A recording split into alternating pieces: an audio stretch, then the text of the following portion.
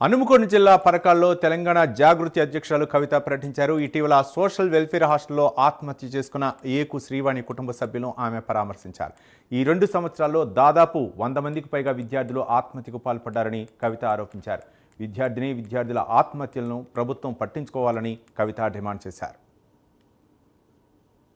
విద్యకు విలువనివ్వడం లేదు, అది కూడా ప్రత్యేకించి పేదవాళ్ళు చదువుకునేటటువంటి వెల్ఫేర్ హాస్టల్స్ ఏవైతే ఉంటాయో, అదే ఎస్సీ కావచ్చు, ఎస్టీ కావచ్చు, మైనారిటీ కావచ్చు, బీసీ కావచ్చు, ఏ వెల్ఫేర్ హాస్టల్ కూడా ఇవాళ సరిగ్గా నడుస్తలేదు. అన్ని రకాల ఇబ్బందులు ఉన్నాయి. చాలా మటుకు ఏవైతే రెంట్లకు ఉన్నటువంటి హాస్టల్స్ ఉన్నాయో వాటికి రెంట్లు కూడా కట్టకుండా ప్రభుత్వం వివిధ రకాలుగా ఇబ్బంది పెడుతున్నది. ఇవన్నీ ఒక ఎత్తు అయితే, ఇదివరకు కౌన్సిలర్స్ ఉండి పిల్లలకు ఒత్తిడి లేకుండా ప్రయత్నం చేసేవాళ్ళు. ఇప్పుడు ఆ పిల్లలకు ఒత్తిడి ఎక్కువై ఈ 2 సంవత్సరాలలో దాదాపుగా 100 మంది పిల్లల పైచిలకు సూసైడ్ చేసుకునేటటువంటి విషయాలు చూసినాం.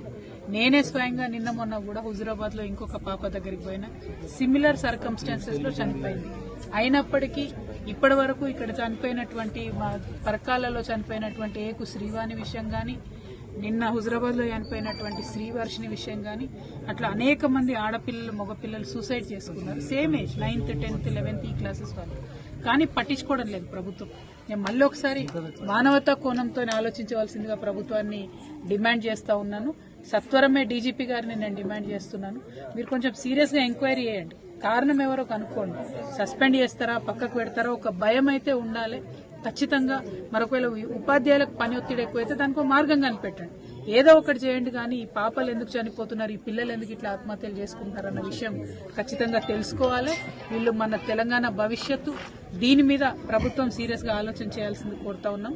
పరకాల పట్టణంలో జాగృతి జనంబాట కార్యక్రమంలో భాగంగా మరి వచ్చి ఇక్కడ ఏకు శ్రీవాణి గారి కుటుంబాన్ని పరామర్శించడం జరిగింది.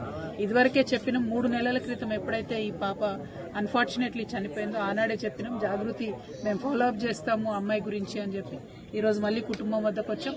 ఫ్యూచర్ లో కూడా ఈ అమ్మాయికి న్యాయం జరిగేంత వరకు కూడా తెలంగాణ జాగృతి పోరాటం చేస్తుందని ఈ సందర్భంగా తెలియజేస్తూ మరి ప్రభుత్వం తక్షణమే న్యాయం చేయాలని చెప్పి డిమాండ్ చేస్తున్నారు.